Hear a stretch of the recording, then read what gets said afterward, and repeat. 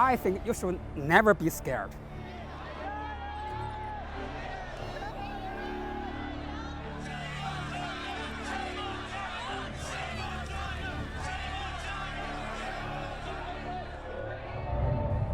Even if China is stronger, China will give you only good. You can talk here, not like China, a dictatorship, a fascist dictatorship. This is my book. This is called, in Chinese, 美国经济, in English, American economy. We fail to appreciate history. We fail to think. And it's cost us fiercely in that today, the United States is in deep decline.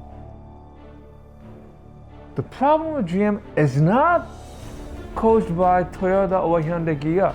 The problem with General Motors is being caused by what? General Motors and the UAW. We're not very competitive. We've been spending too much money on making ultimately worthless stuff. You are making weapons, you are making tanks to kill people, okay? China is actually making cups, kettles, clothes. We gave a lot of people in a lot of labs and factories and things good jobs to make plutonium weapons, uranium weapons, things of this sort for all of these years. And it didn't contribute one iota to either consumption or investment in America. It was technical waste. And we're now paying the cost for it. 所以这是最近这10几年以来形成新的经济危机的根本原因，这和过去的那个经济危机完全不一样。Our economics has been revealed for some time as being ideological as Marxism-Leninism ever thought it being. We take a book and say it's in here, and this is the revealed truth, whether it works or not.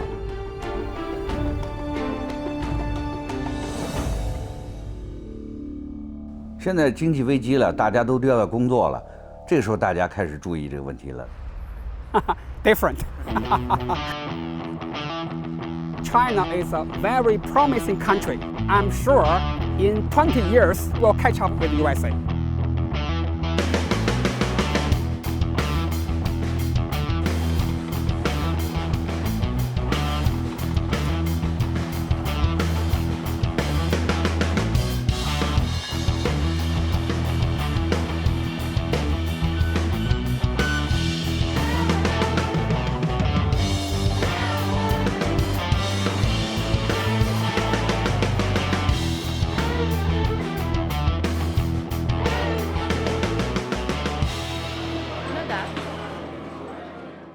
The world hegemon has historically always been the world's most powerful economic nation. The United States hasn't been the most powerful economic nation for a long time now. And it doesn't look like it's going to come back.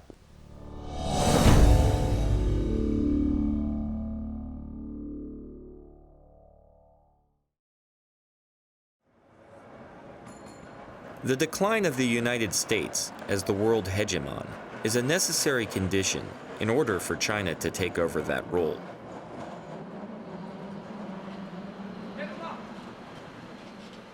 But does hegemon necessarily mean empire?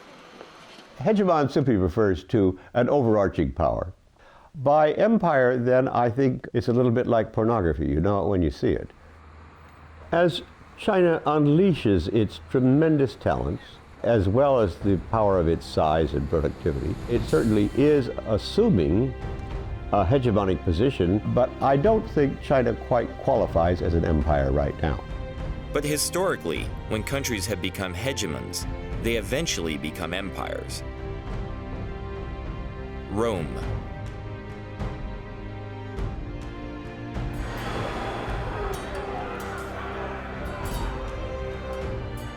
Britain.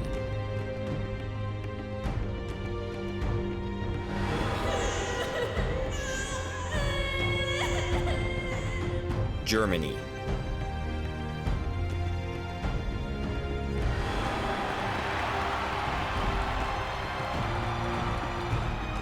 Japan.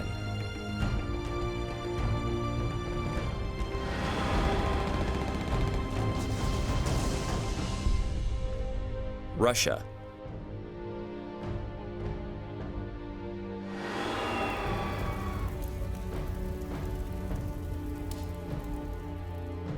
And let's not forget the United States.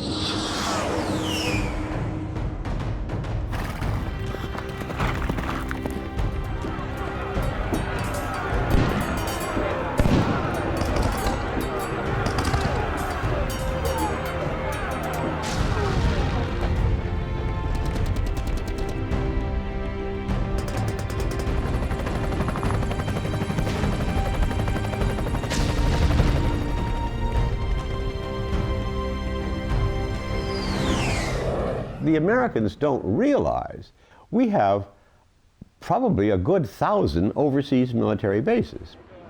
China doesn't yet have this military capability. But what happens when it becomes the world's #1 economy? Will hegemony lead it to become the world's next empire? Or does it provide a much-needed balance to American militarism? Should we be afraid?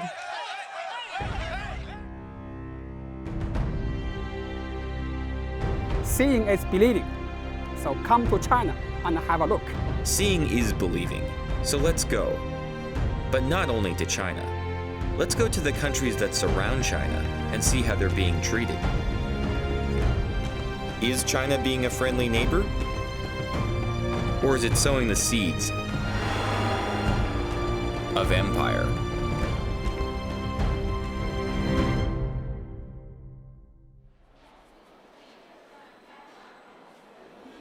China already uses its neighbors to play big country politics. Busan, South Korea.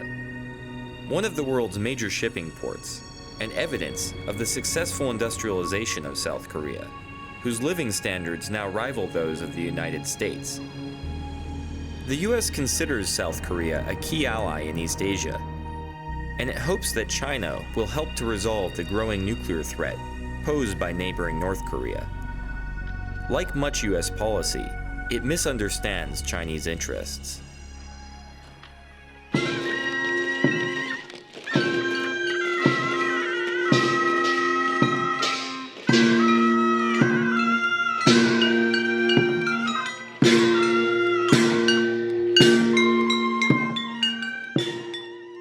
Korea used to be a tributary or satellite state of the historical Chinese Empire, at one point even referring to itself as a Sozhonghua, or Little China. It was split in two during the 1950 to 1953 Korean Civil War, with the reclusive Communist North allying itself with Russia and China. Meanwhile, the South chose developmental capitalism and relied heavily on the vast consumer markets of the United States to propel its rapid industrialization through export-driven growth. Seoul. The nation's capital has a little more than a quarter of the country's population of 48 million. It sits precariously at 50 kilometers from the demilitarized zone, separating the two sides, in range of the North's artillery. Threat of Seoul's all-out destruction in the event of further conflict has helped maintain this status quo for 5 decades. Just how serious a threat is North Korea's development of nuclear weapons?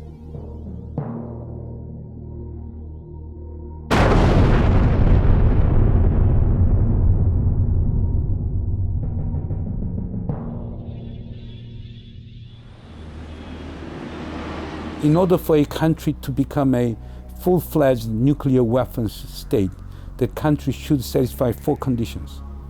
The first condition is the possession of nuclear warhead. Yes, North Korea has acquired nuclear warhead. Second, it should have delivery capability. North Korea has a delivery capability. It has intermediate-range ballistic missile, Nodong-1 and Nodong-2. It has a short-range missiles such as Scud-B and C. Third, nuclear testing. But there is a debate on whether it was successful or not. And finally, in order to mount that warhead on the short and medium-range missiles, North Korea should possess miniaturization technology. But we believe that North Korea is short of acquiring that miniaturization technology. in view of that, we can argue that North Korea is a very dangerous country with potential nuclear weapons capability, but we cannot regard North Korea as de facto a full-fledged nuclear weapons state. I don't find the Korean situation unstable. I've never felt that there was a threat from North Korea. I've never thought for a minute there was a single North Korean that was even slightly suicidal.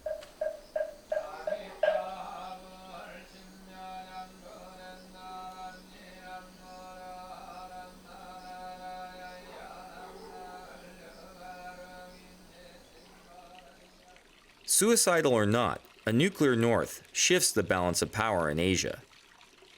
Why doesn't China use its growing strength to help US-backed efforts to disarm North Korea? One of the odd things about the post-war world is the Chinese are absolutely delighted to have Korea divided in two. They used to try and maintain this even back in the Tang Dynasty. Korea was often structurally divided into different kingdoms with different support from the Chinese because it led to structural weakness, inability to stand up to a Chinese domination. Their policy is to prevent war and prevent the unification of Korea. 那个北韩啊，是中国政府手中的一张重要的牌。我们都知道，马菲亚的教父都会衣冠楚楚的，假装正人君子一样。那他需要出去扔炸弹，需要动刀子，需要开枪的时候用谁呀？他需要一个马仔。所以实际上，你看这些年来，北朝鲜扮演的就是这样一个角色。Initially, when let's say, let's go back to the January and February 2003, what the Bush administration wanted was, press China in such a way that China would impose sanctions on North Korea. China didn't want it. If you're going to work on Korean nuclear issues, you have to understand the Chinese context, and the fact that South Korea is rich is fine. But if Korea were unified and this rich, it would be the size of former West Germany. That's getting to be a little too big for Chinese comfort.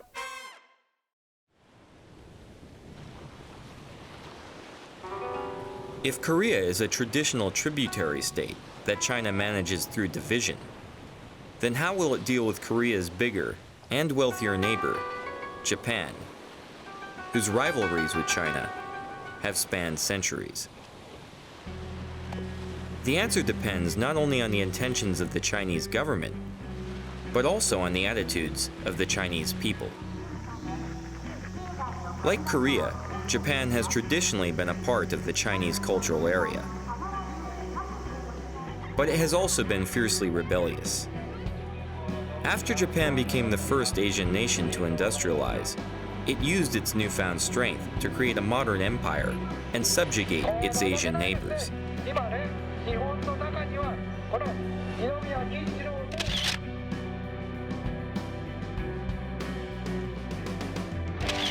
Committing heinous war crimes and killing approximately 30 million Chinese throughout Asia. Understandably, there exists a strong current of anti-Japanese sentiment among many Chinese today. Although Japan was defeated in World War II, it went on to become the world's second largest economy.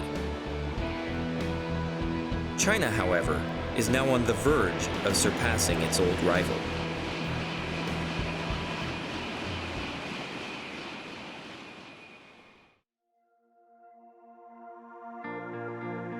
To many, both inside China and out, the 2008 Beijing Olympics were a symbol of China's rebirth as Asia's preeminent power. As part of the Beijing Olympic torch relay, the Chinese decided to bring the torch to Nagano, Japan, home of the 1998 Japanese Olympics, perhaps as a message to the world that the Middle Kingdom was about to eclipse the land of the rising sun. Along with this message came a tremendous display of nationalism in the form of thousands of young Chinese. Many received encouragement and even financial support for their travels to Nagano from various Chinese consulates throughout Japan.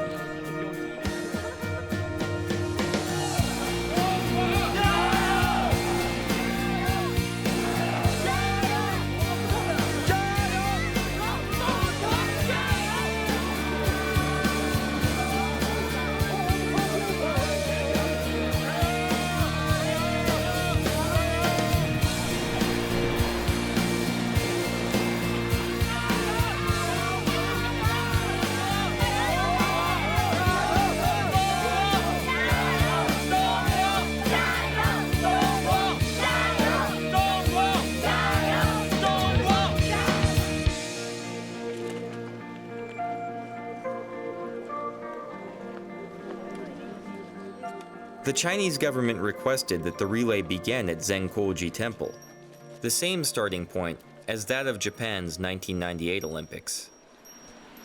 Actually, the Olympic Games is a very good opportunity for China.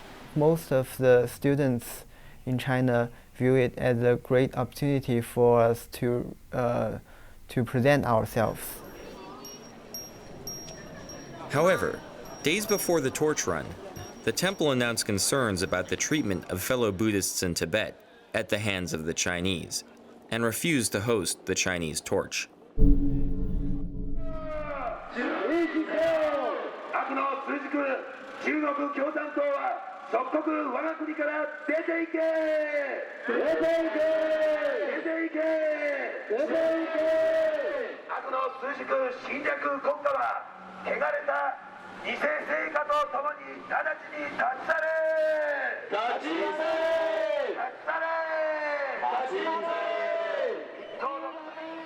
The event attracted a large number of loosely associated protesters who took the torch relay as an opportunity to voice grievances against China.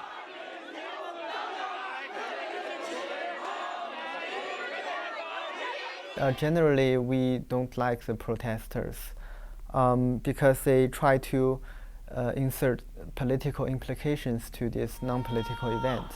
What do you think about the new railroad that goes to Lhasa? Railroad is good.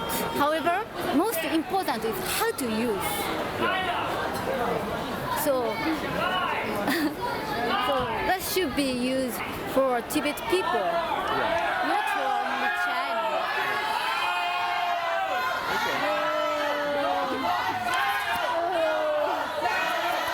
So, they're supporting your... Maybe? I'm okay with it.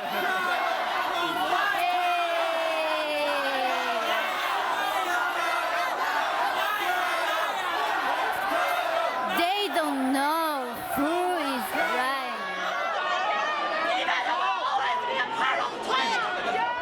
I understand that the protesters, they need to get attention of the world, but I don't think Olympics is a good timing because Olympic is proud of everyone of Chinese people. So if you protest it, you are opposing the Chinese people.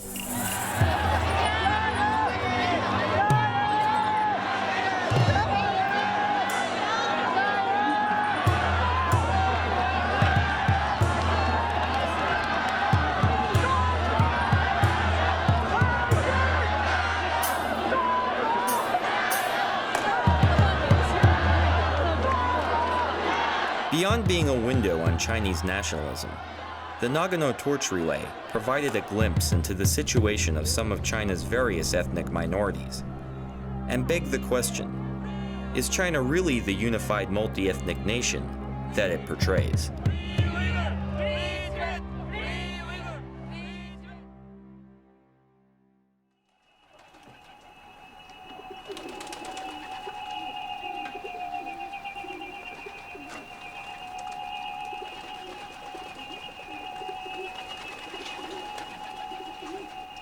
In China's idea, from ancient to until now, we stress harmonious. Harmonious. You know Confucius? Kongzi, Confucius? Yeah. From his period, 2,000 years ago, he teaches us, be friendly. No matter where you come from, all corners of the world, we are one family. We are friends. The Olympics provided an opportunity to see if the harmonious society was a reality or simply propaganda. We headed to Xinjiang, meaning new territory, to watch the Olympic torch relay in Kashgar.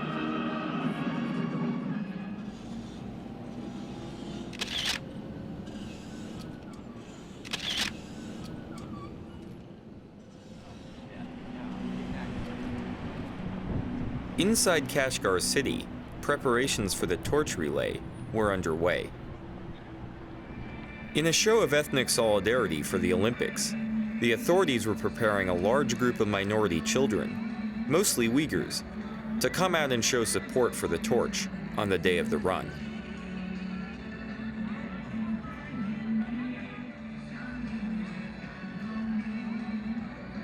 The event itself, however, was sealed off from the public.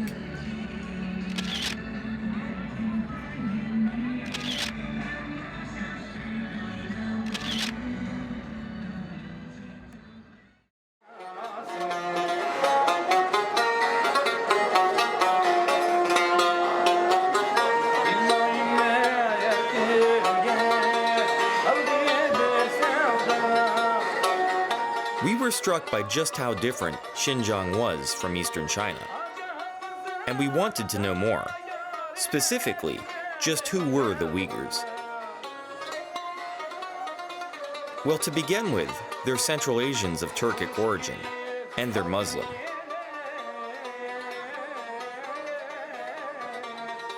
Like other Muslim cultures, the Uyghurs treat guests with the utmost hospitality, and we were invited by a man off the street to share tea with his family. Like many of the minorities we met, he asked that we obscure his face and voice.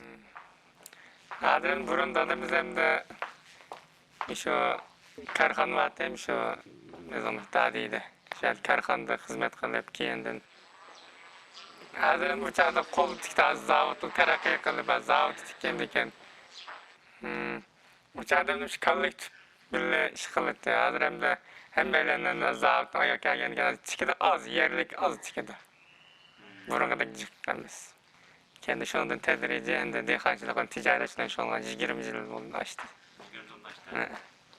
Hozir ham yaga nima bino qurilib ketganiga yaga yillik bir moy menga 3600 koy yaga pul verdi, ya termaymiz ya yo'q.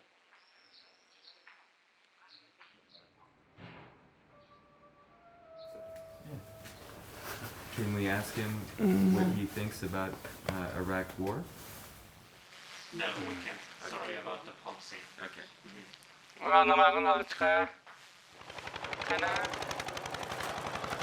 Afterwards, we spoke to another Uyghur farmer and his family.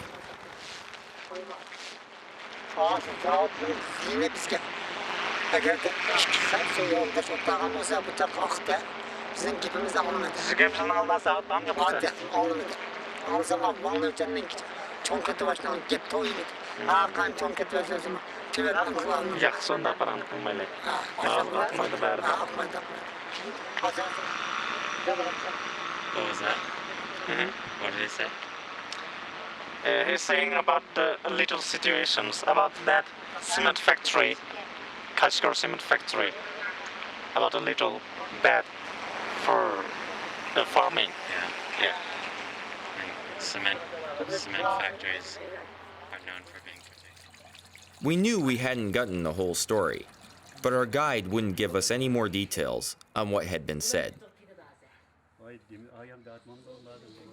Although Uyghurs are by far the largest ethnic group in Xinjiang, there are a number of smaller ones. We spoke to a Uyghur-speaking ethnic Tajik at his home.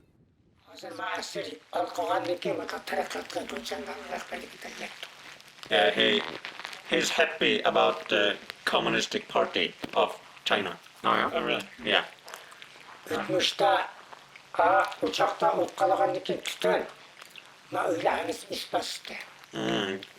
the past, they make a fire in the house. Mm-hmm.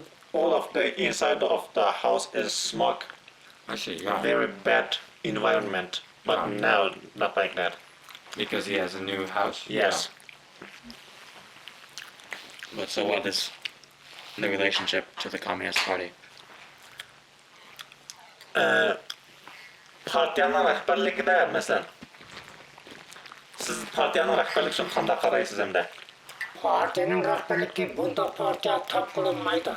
Oh, they are very, very satisfied with the party. He said, never be able to find another party like this. It wasn't until we caught up with exiled Uyghur spokeswoman Rabia Kadir at the Uyghur American Association in Washington, D.C., that we felt like we got the other side of the story. اسمم رابية قادر ملتم أويغور زمنم اسمي شرق تركستان Mening ziminim 1949 yılı Xitay hükümeti tarafından, Xitay diktatorları tarafından besip elingan. Endi Xitay hükümeti bizden besip algandan keyin Şarkı Türkistan'a hazırki ismi endi Xinjiang Uyghur Autonomy rayon degan nam berildi. Biroq bu Xinjiang degan ism asli 200 yılның aldida Manjula besip algan vaqtida qo'yilgan ism. Bu yeni yer degan ism. Xitay hükümeti biz sizlarni azatlıqqa chiqardik, Manjulardan azatlıqqa chiqardik, militaristlardan azatlıqqa chiqardik. Sizlarni eng baxtli qilamiz, biz sizlarga yordam qilamiz. Sizlar shundaq san'atkor, pokiz, go'zal millatkansizlar, shundaq xo'shal qilamiz deb shunchalik va'dalarni bergandi. Lekin u bergan siyosatlari faqat qog'oz yuzida qilib, Xitoy butunlay o'zgacha shu avtonom rayon degan ism bilan qolib qoldik va bergan siyosatlarini yolg'on qilib uning aksinchisiga ijro qildi. Do many Tajiks here go to Tajikistan?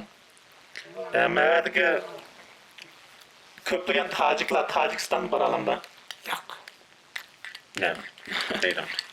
Yeah, they don't have the permission to go to Tajikistan because Tajikistan is another country. This is the small county.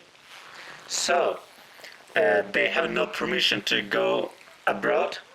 Some relatives of him in Tajikistan, they will be able to visit him, but he doesn't. Eğer o qo'rqmasa, eğer o adil bo'lsa, nemishqa sizlarni mehmonxonada chiqamaydi, nemishqa undaq taqib sen o'zingni savol qo'ygin deydi.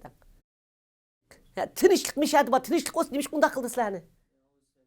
A harmonious society should be a society that balance the interest of different groups of people. For example, the wealthy and the poor, the majority and minority people, the urban and rural residents, and also it should be balanced between people and the environment. We asked the Uyghur American Association to provide a retranslation of the Kashgar cement factory clip. And this old Uyghur farmer is complaining about the cement factory right across his farmland, because the cement factory, which is rebuilt, it's modernized and it's polluting the air, the water, especially the farmland. As farmers, they could no longer grow anything. He used to grow some melons and some other fruits in the farmland here, but now he could not grow anything. And he's really not happy about it, and he can do absolutely nothing about it.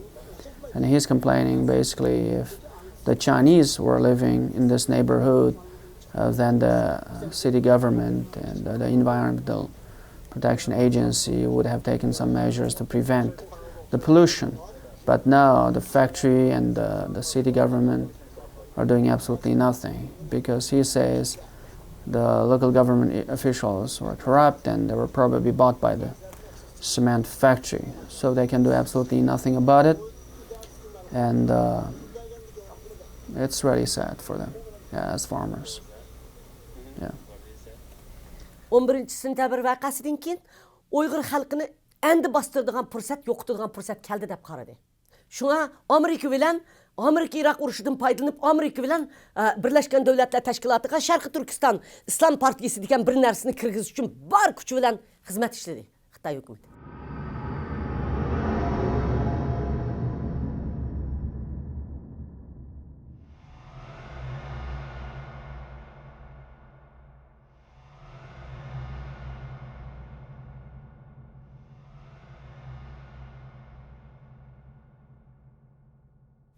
U maqsadını amalga oshirdi.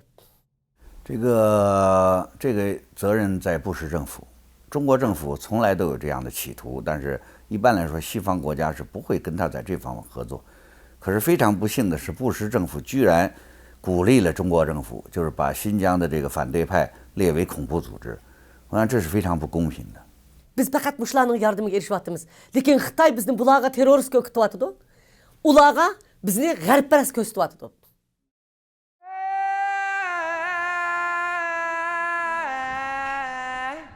But couldn't the Uyghurs reach out for help from their close Muslim neighbors, the Pakistanis? İkincisiga ular azaldan bizni har qanday vaqtda tutib beradi. Bizga ular hech qaysi rahim qilgan emas. Uningdagi sen Pokistonda sen jungo puhrasi deb qaradi deydi. Xitayning puhrasi deb qara deydi. O çünkü jungo sizip koygan sizip mağanagan qosaqlı baqıdigan ulardı vicdanlı iş qıldı deydi. Ular aş Xitaydan alıdığan menfaatga bizni hatta pulga satıdı. Wait a minute. Pakistan gets favors from China? We were confused. We thought Pakistan was supposed to be a key US ally, not China's. It's also a predominantly Muslim country, so at the very least, wouldn't its people sympathize with the situation of the Uyghurs in China?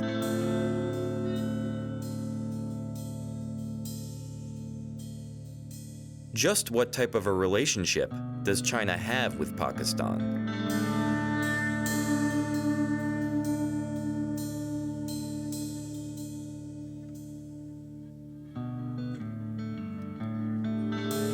We decided a visit to Pakistan was in order.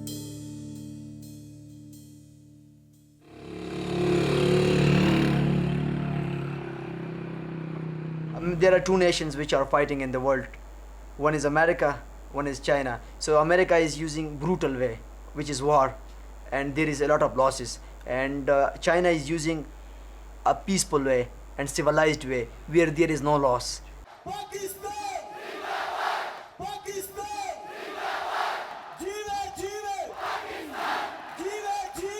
They don't interfere, okay, in other country. It is not like America. It is not like America who interfere in the entire world.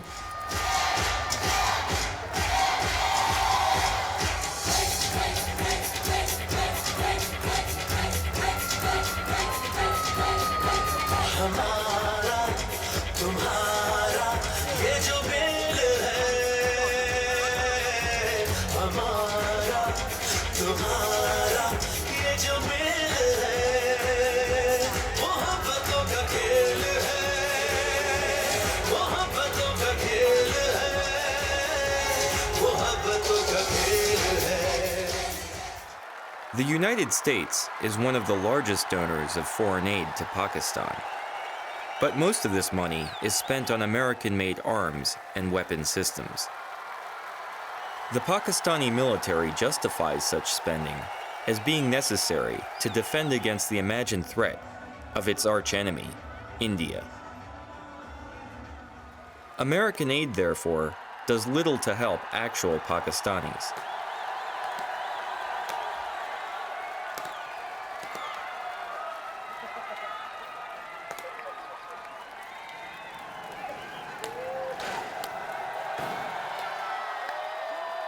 Fortunately for the Pakistanis, there are other nations that have undertaken development projects that have contributed greatly to the infrastructure and quality of life in Pakistan. China has been our friend for the last 50 years. If Pakistan had any problem in the past, China came and it solved the problem of Pakistan. The Karakoram Highway is the highest international roadway in the world. It runs over 800 miles from Kashgar in western China to Islamabad, Pakistan. The KKH is a joint venture between China and Pakistan that provides a vital link between the two countries. A quiet graveyard just off the highway commemorates the 82 Chinese workers who lost their lives in Pakistan during the 20 years it took to complete the construction of the KKH. The Karakoram Highway would not exist today were it not for the funding, hard work, and sacrifice of the Chinese. Before the construction of KKH, the people of northern areas led a very poor life. After construction of KKH, we experienced different sort of changes, culturally, economically, socially, and politically even.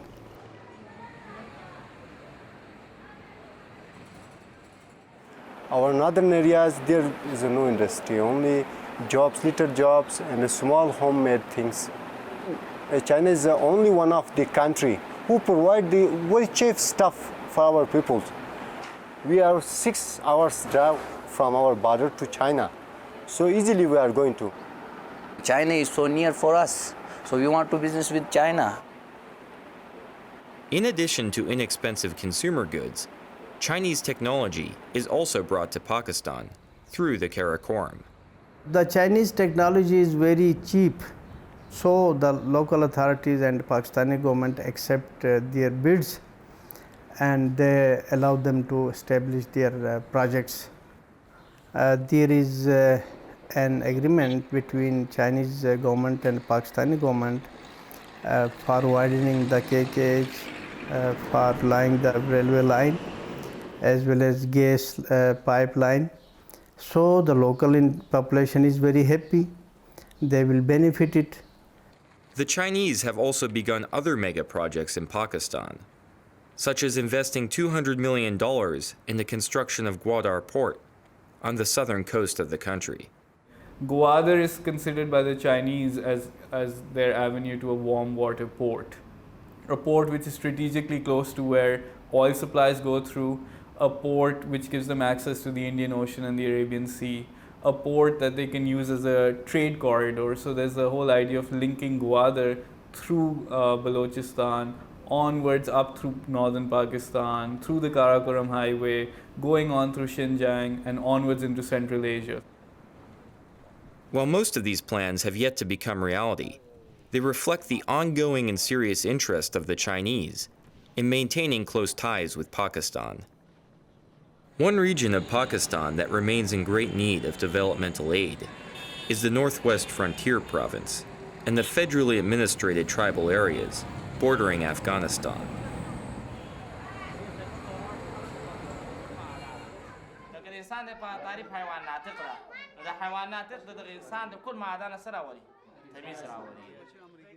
This region is infamous as a center of the Pakistani Taliban.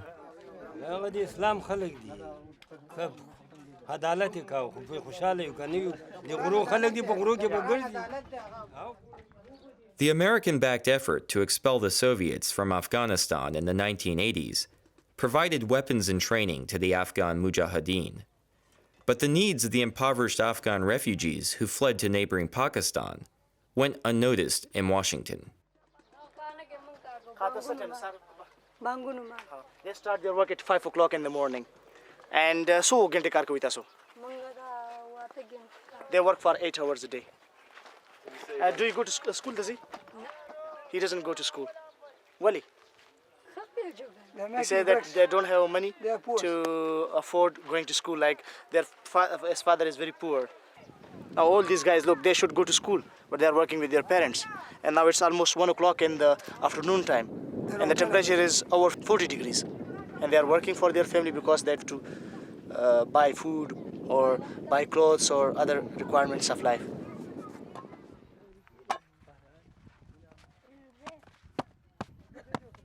Those who cannot afford to attend public schools find that their only opportunity for an education lies in the Islamic madrasas. The madrasas provide a free education and books, room and board to the students.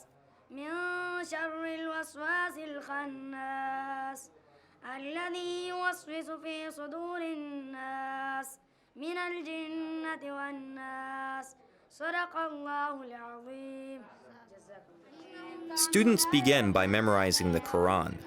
Once they have done this, they study other subjects like history, logic, philosophy, and the hadiths, or sayings and deeds of the Prophet Muhammad. The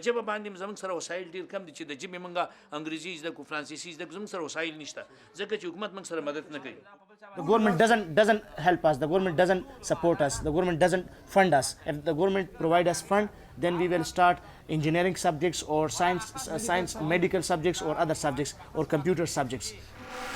If I'm helpless, so I have to take the hand of someone, okay, so that he can help me and fight for me. And if we have one side China and one side America, so we will be in the favor of China. We will support China. We will work for China.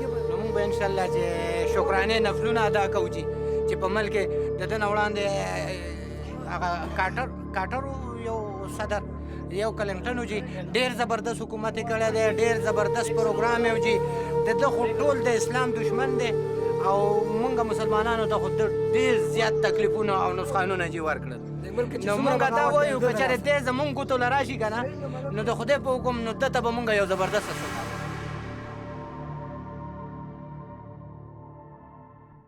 There was a party among the Pakistani generals when they were chasing glasses of wine, and they said to each other, they hoped very soon they will send American naked ass from Afghanistan.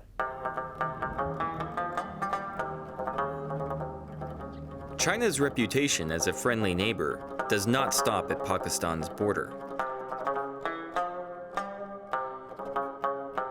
It has successfully been outcompeting the US for the favor of Afghanistan itself.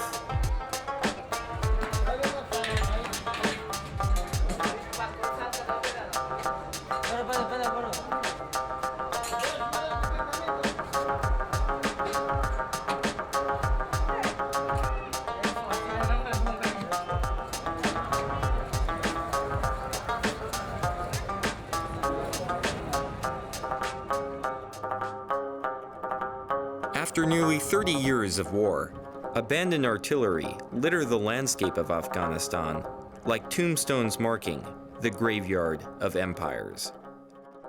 We have enough experience with the war. We fought the Soviets. At the end, that superpower was broken.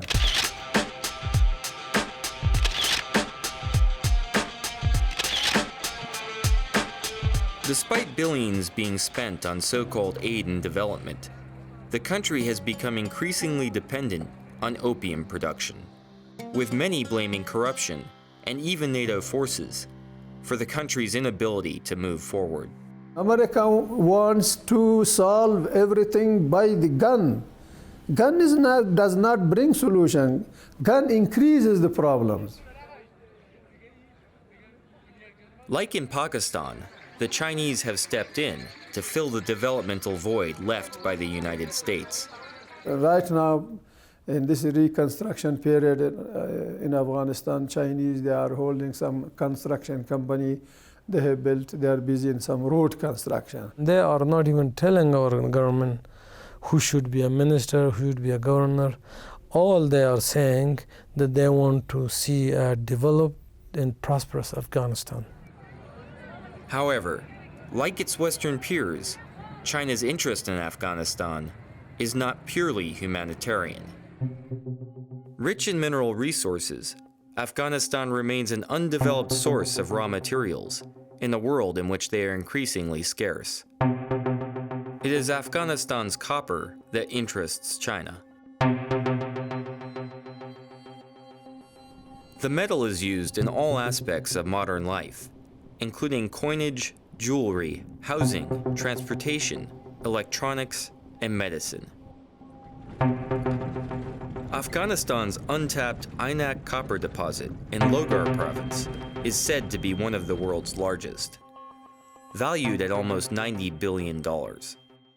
ولایت لوگر در 30 کیلومتری جنوب شرق شهر کابل قرار دارد و این ساحه معدنی که شامل بلاک تکتونیکی کابل هست. در اینجا 3 معدن بزرگ وجود دارد که عبارت از معدن عینک، معدن دربند و معدن جوهر. البته معدن مثل عینک بزرگترین از این معدن است و این ساحه.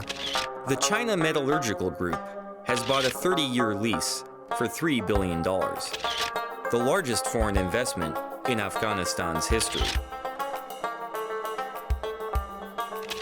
The royalties alone will cover almost half of the Afghan government's annual budget.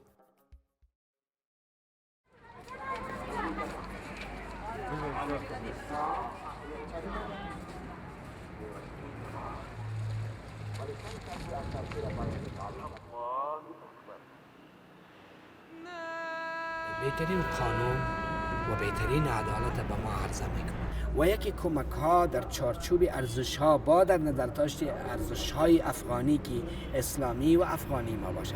یک کسی با ما کمک بکند از یک طرف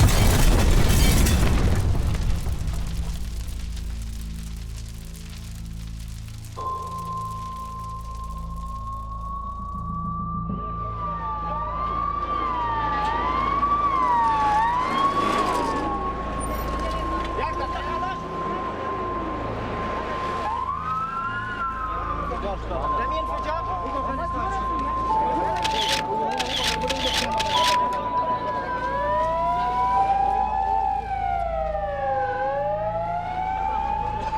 July 7th, 2008, the Indian embassy in Kabul fell victim to a suicide bomber.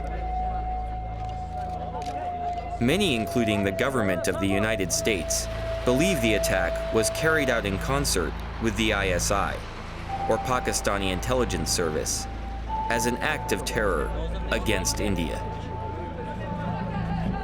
When I come out from the shop, I see a lot of people was running outside the shop. A person was injured in his head. He was full of blood. Lots of people was running in front of the hospital. So the ambulances came, the police's security is surrounded by the embassy, and they was not allowing any people.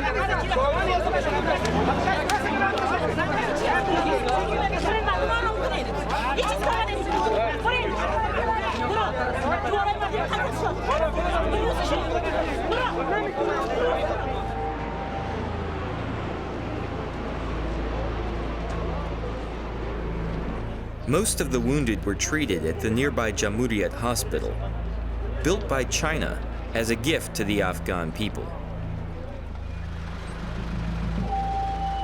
Fortunately for Pakistan, the US decided to look the other way, and American help was nowhere to be seen.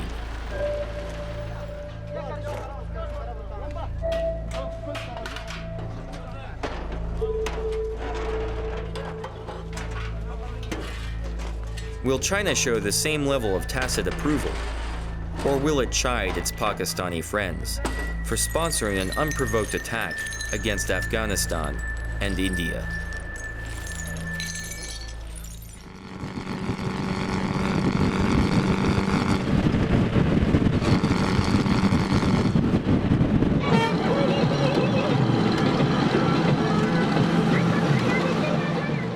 India, home of 1.2 billion people.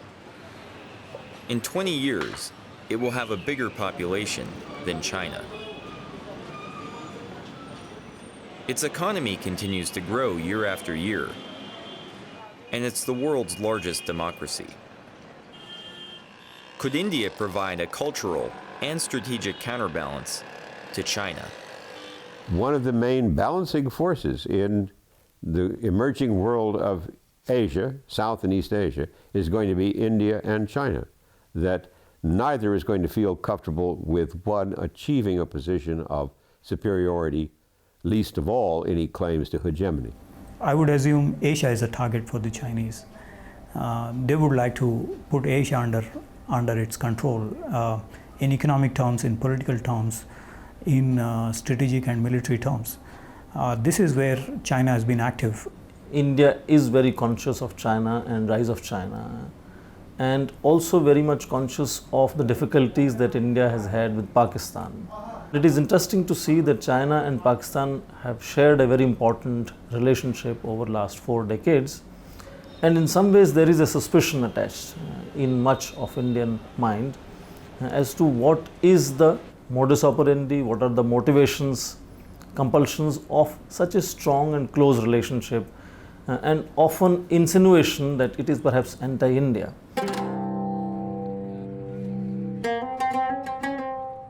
And perhaps that's the real reason why China is so friendly to Pakistan.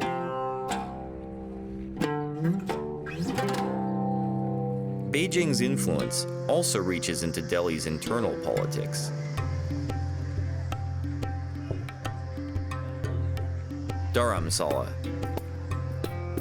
the home of the Tibetan government in exile.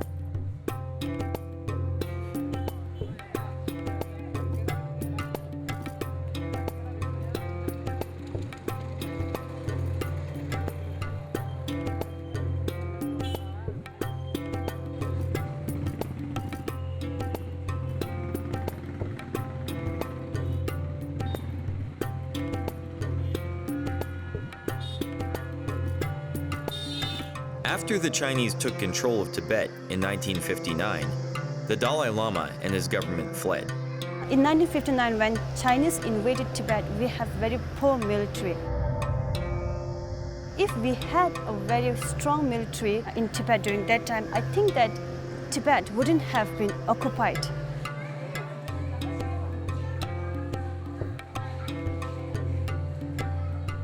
Although the US and the UN were actively trying to prevent the spread of communism, they did not help the Tibetans. India did, and an enraged China made them pay a bloody price, culminating in the 1962 Sino-Indian War.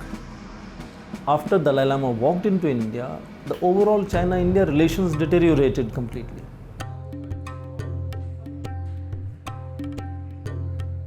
The Chinese claim that they are bringing economic development and modernization to Tibet and its feudal society. China criticizes us because China says that Tibet was a feudal country, feudal society. There was no people were exploited. And of course, everyone, for us, we agree that Tibet was not a perfect society. But each year, scores of Tibetans risk disfiguring frostbite to cross the Himalayas into India. Today, refugees from Tibet continue to find new homes in Dharamsala.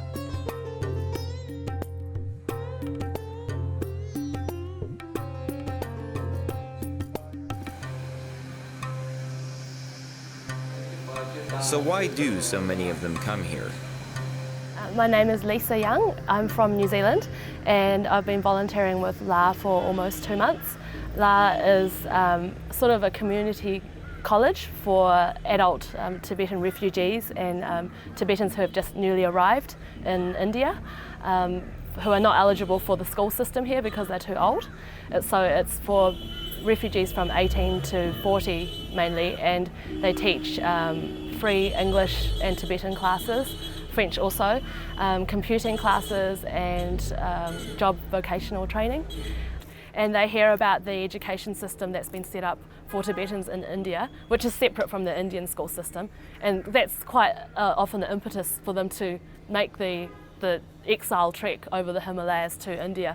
That and the two main reasons are better education and seeing the Dalai Lama, because the education in Tibet is mainly in Mandarin and they don't get much of a chance to speak Tibetan, and they basically have to learn the Chinese curriculum, and a lot of them choose not to. They don't want to. They want to learn about Tibet and its culture, and it's definitely a lot more preserved here, especially in Dharamsala.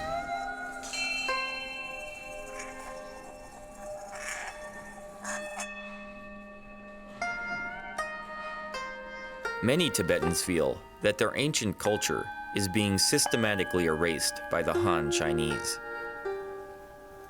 So these are the teachings of Lord Buddha, and it has 108 volumes, and these are the commentaries written by the Indian masters. It has 225 volumes.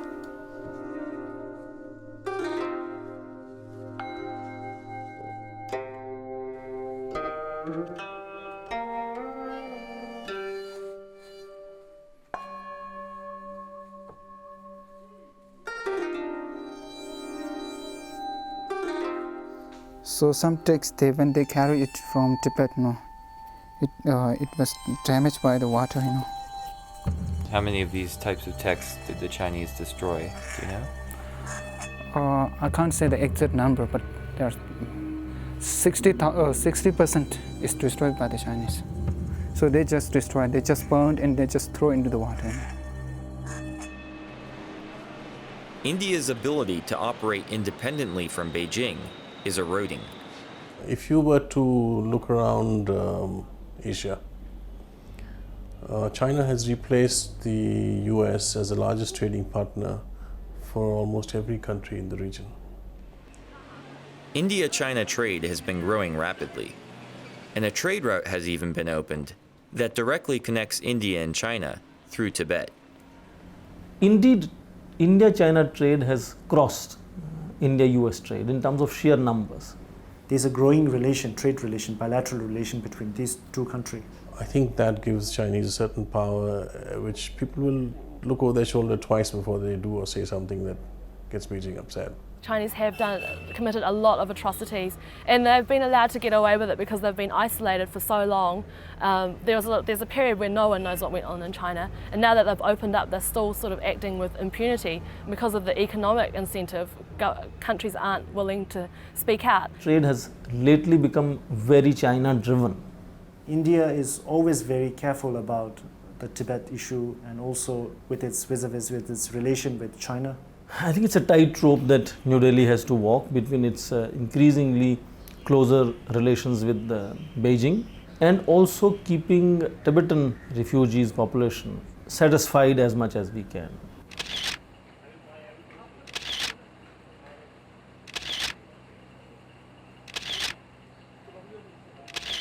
In March of 2008, there were protests across Tibet before the Chinese hosted the Olympics.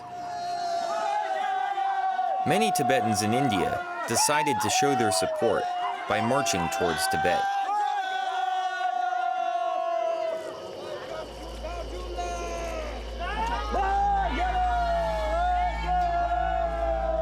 When we led this march, we marched, we walked for nearly 4 months.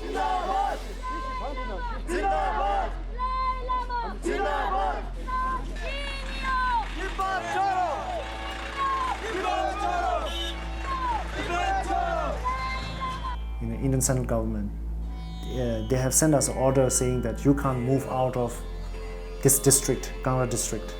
India will not allow Indian territory to be used by any Tibetan protesters to undertake any political activities. At Beijing's request, Delhi had its own police enforce the wishes of the Chinese government by cracking down on the protesters.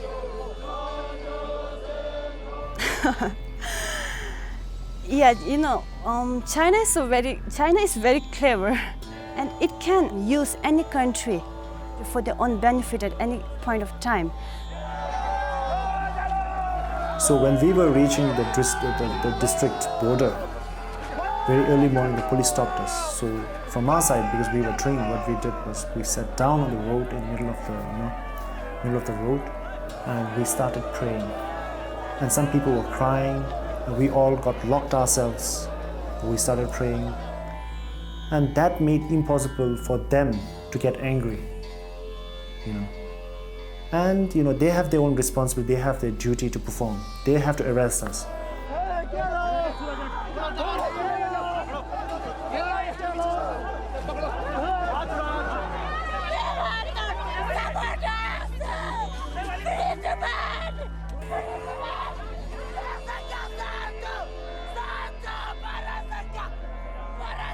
I think perhaps I feel a bit of an affinity to the Tibetan people because my parents went, or at least my mother, I don't know about my father, went through the Cultural Revolution.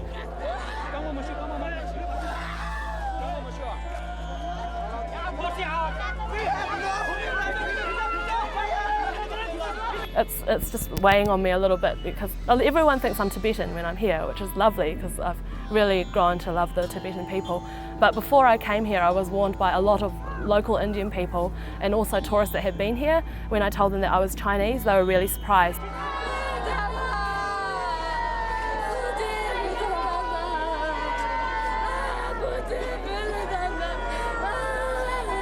Some people were actually saying quite extreme things, like people might think I was a spy from China, and that people would react negatively here. They would get angry with me, and if I'm not angry, then they would be staring at me and they'd make my stay here very uncomfortable.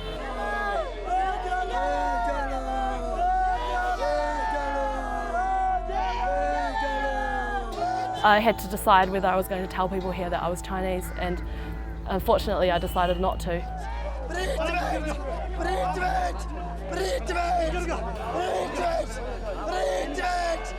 And I think that was a mistake because I think they would have accepted me fine. Like they've got friends in Tibet that are Chinese, and they're very open and welcoming of Chinese people because that's what the Dalai Lama teaches them, to show compassion to everyone, your enemies and your friends. India is not the only country where China tries to control Tibetans outside of its national borders.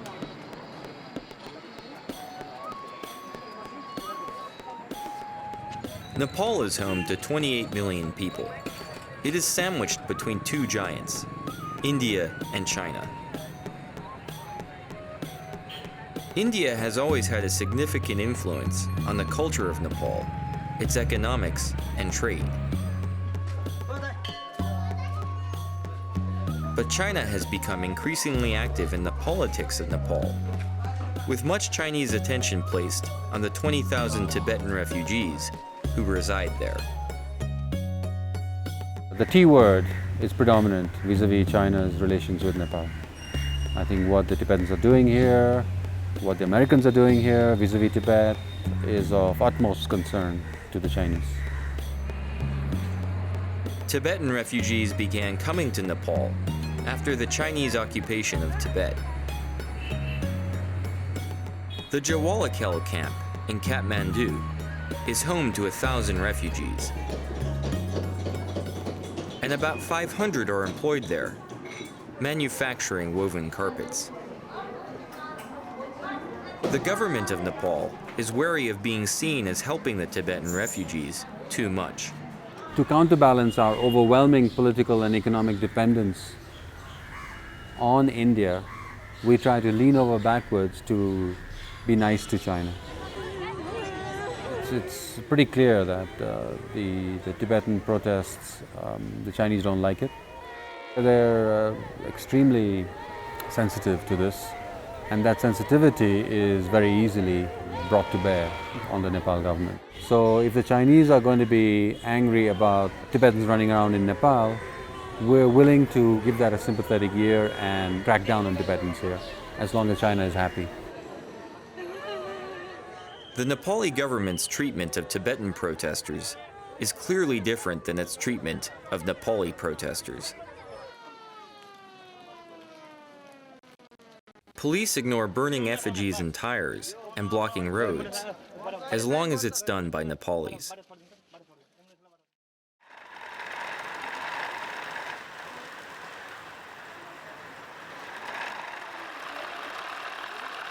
Although the treatment of Tibetan refugees in Nepal may seem similar on the surface to their treatment in India, the mechanism behind it is far different.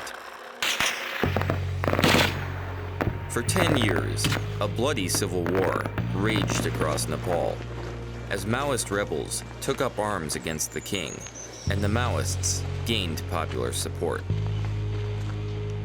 After the king was forced out of power in 2008, the Maoists were elected to run the new government.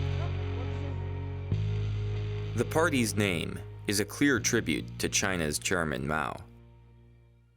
实际上，他们不但是从意识形态上是毛泽东的那派别，而且他们一直在那个财政上和武器装备上都得到中国政府支持。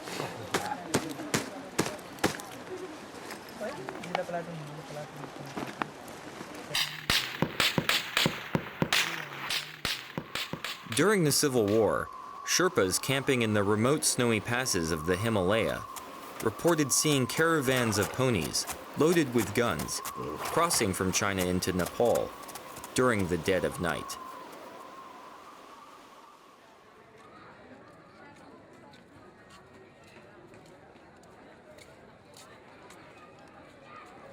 Our party's policy, the international policy, is equidistance relation, not more close to the India, not more close to China. India has historically been the major influence on life in Nepal. So in practice, a policy of equidistance will require Nepal to realign its interests more closely to China's. While the Maoists claim to have brought democracy to Nepal, in reality, their behavior is consistent with that of their namesake.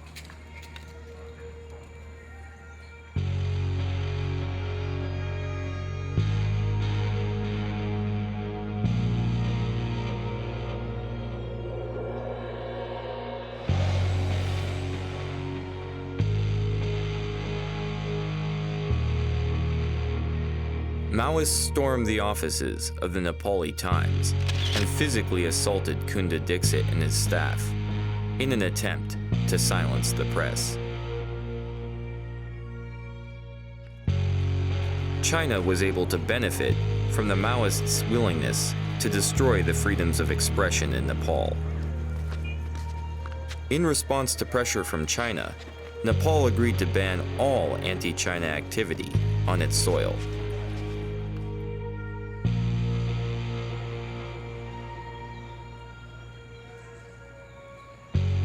China is bringing Nepal within its orbit. But what happens now? Once China controls a territory, what's in store for its future? Let's take a look at Hong Kong.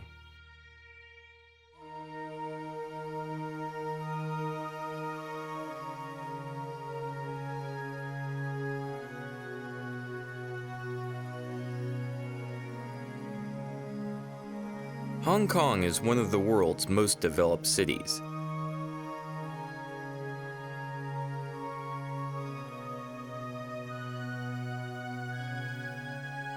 An icon of Asia,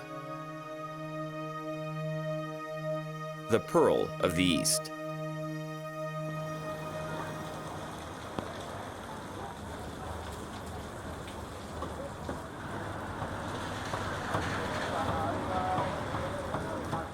Hong Kong has also long been at the center of imperial disputes. It was taken by the British Empire from the Qing dynasty after the First Opium War. 过去英国的统治能在那儿存在好几十年，是因为中国经济上的需要。因为当时西方的很多工业设备和那个先进的技术是禁止卖给共产党国家，那么香港成为中国转手购买西方技术和西方的产品的一个重要的那个基地，这是保留香港的最重要的那个原因。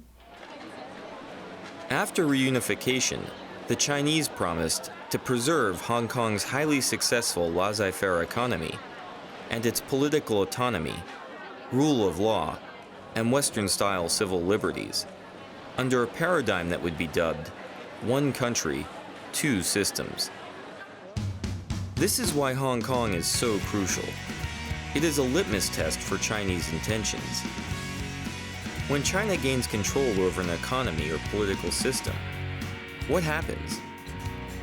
Can China be trusted to respect that system's autonomy? Or will China try to dominate it? And unlike other parts of China, perhaps the best test is not how ethnic minorities are treated, but rather religious minorities, like the Falun Gong.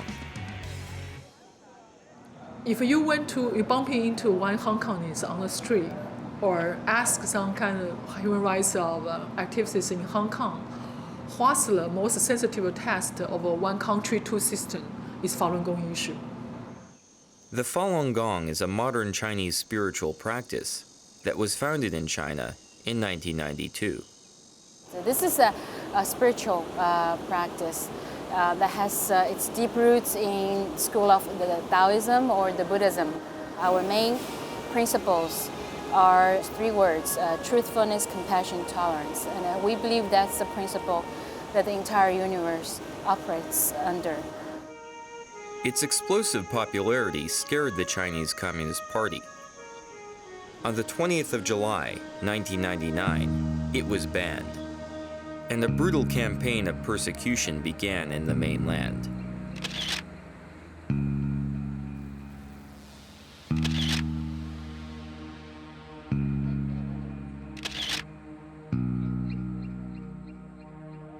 Falun Gong practitioners sought refuge all over the world, including Taiwan, Japan, the US, and even Hong Kong.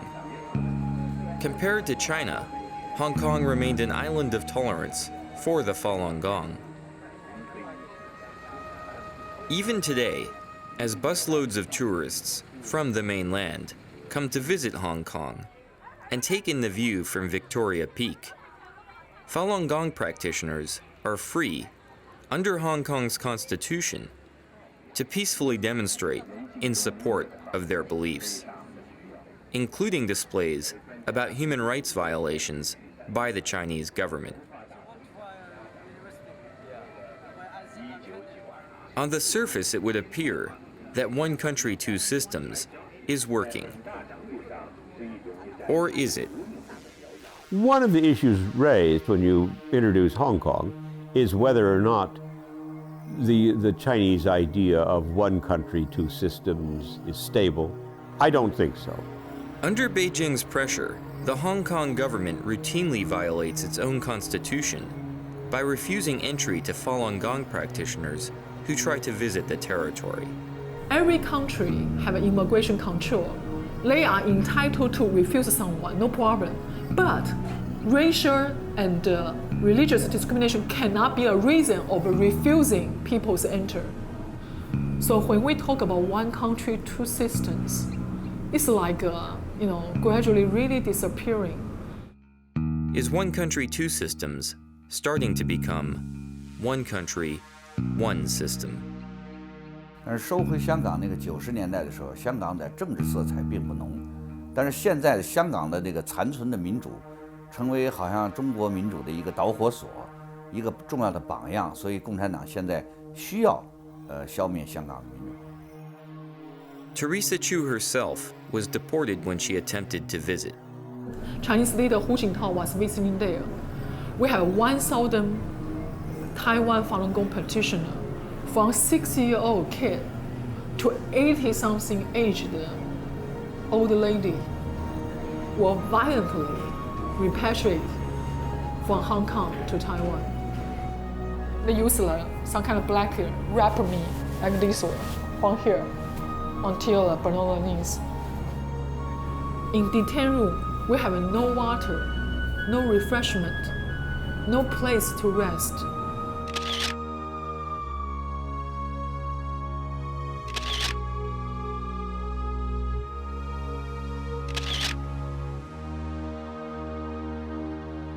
So you can see how hostile they are. It's not like a free society. It's not like a Pearl of the East. Why? Because the black hand, the invisible hand behind Hong Kong Tsar government, the Chinese regime. 当中国进行经济改革，西方对中国开放那个出售技术和产品的时候啊，香港存在的意义就不大了，所以中国要收回香港。我想香港的民主可能在未来10年中会逐渐消失。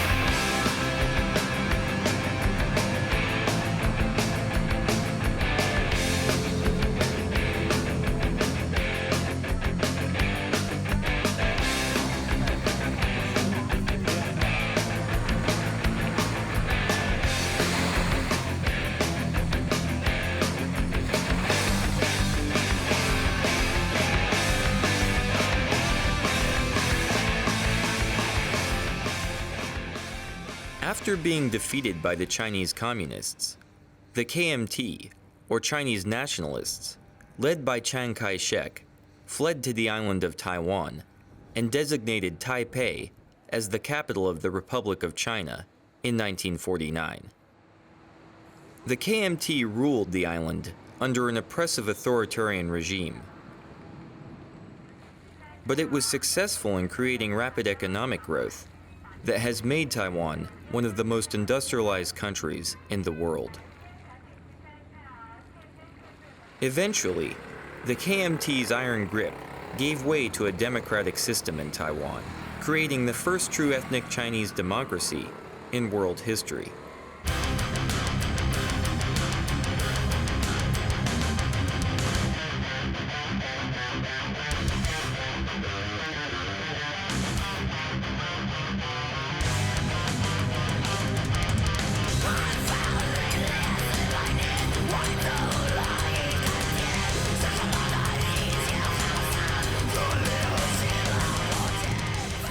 most important thing for each citizen is to be independent. I mean, yourself. So you have to be independent, and then the country be independent. So I think that's the most important thing. I'm not that kind of nationalist independent guy, but I mean I want an independent country with all the independent citizens. Think independently, and do independently, and vote independently. Try to think everything independently. Don't believe in media. So I think the citizens should be smarter and should be try to control the politicians, try to use the politicians as the tools to achieve your ideals.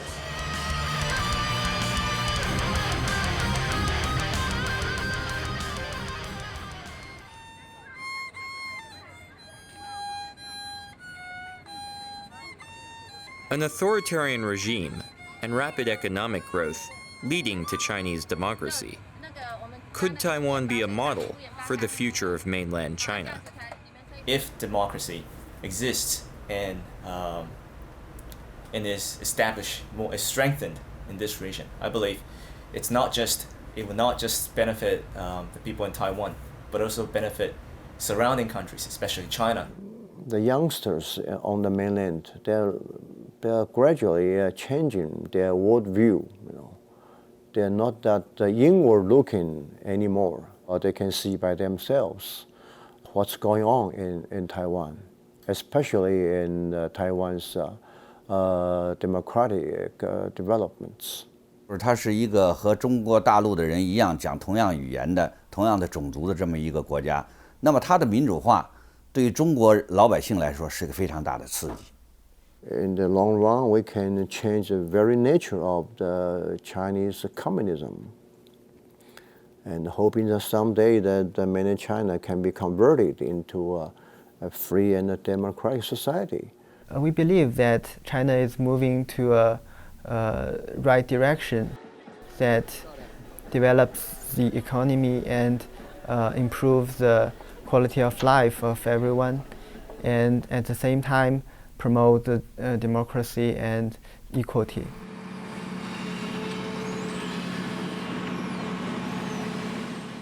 As the Chinese economy has grown, a process of normalization between Taiwan and the mainland has begun.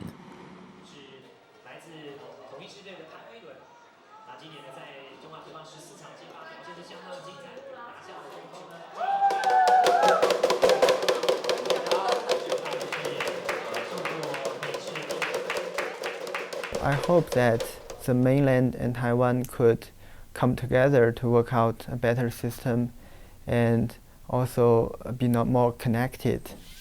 Investment, trade, and political exchange have grown at a rapid pace. This is a very critical moment for us to develop a healthy and better relations with Chinese mainland. But is this ultimately good for Taiwan? Or does economic integration with China pose a threat to Taiwanese democracy?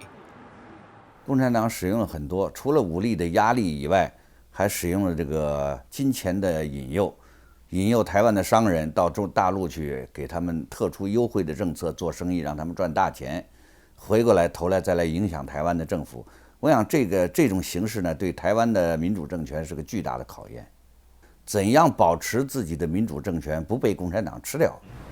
They try to create this image that, at least symbolically, that they are a peaceful country, they are rising peacefully, and they wish to deliver this sense of sincere to the world that we are rising economically and politically, but in a way that world stability will be maintained. We need to accept that China become really a big power in the world, but the problem is that what kind of China we want in the future, in the 21st century. Some people are talking about that China may replace the United States in the future, but if this China is an authoritarian China, I don't think it's really a very good thing for the world, for the humanity. Being a big country, being a big, strong country, United States of America should mount pressure on the Chinese government. If the West really wanted to speak up, it would, but it chooses not to because our products come from China. We rely on China's economy. We never ask ourselves, what do we do, however, if they get really so rich that they're richer than we are, and that we are making ourselves utterly dependent upon them. The world is relying on China a lot at the moment, and it's too afraid to really speak up for Tibet or for any of the other issues. I believe that the international community should continue to talk about the human rights problem, the democracy in China. If not, I believe you are just helping to create a new empire, and I believe it's not good really for the 21st century.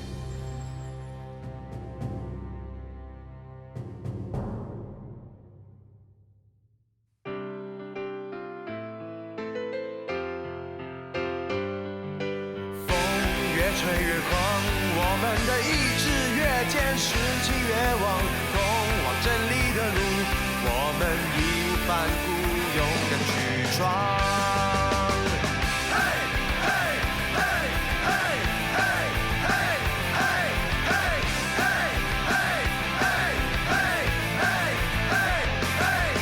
崎岖的路，我们不怕苦，我们只在乎吹起逆风的时候，是否卖力地挥动翅膀？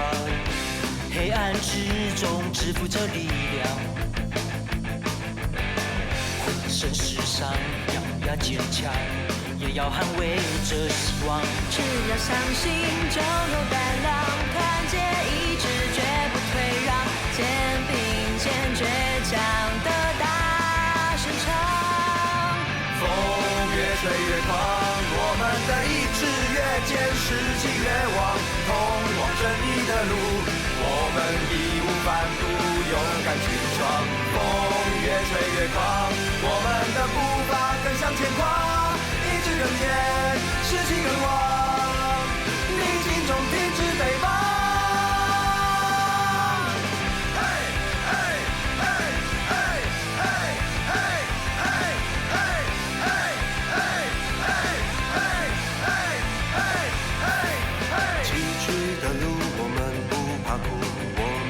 在乎吹起逆风的时候，是否卖力地挥动翅膀？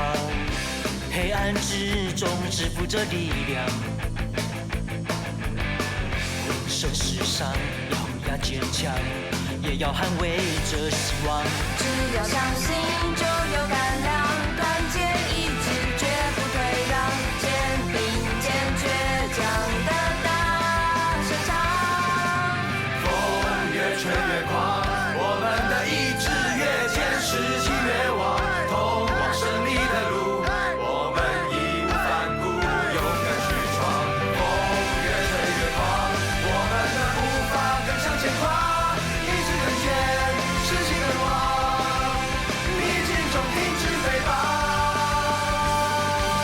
风越吹越狂，我们的意志越坚，士气越旺，通往胜利的路，我们义无反顾，勇敢去闯。风越吹越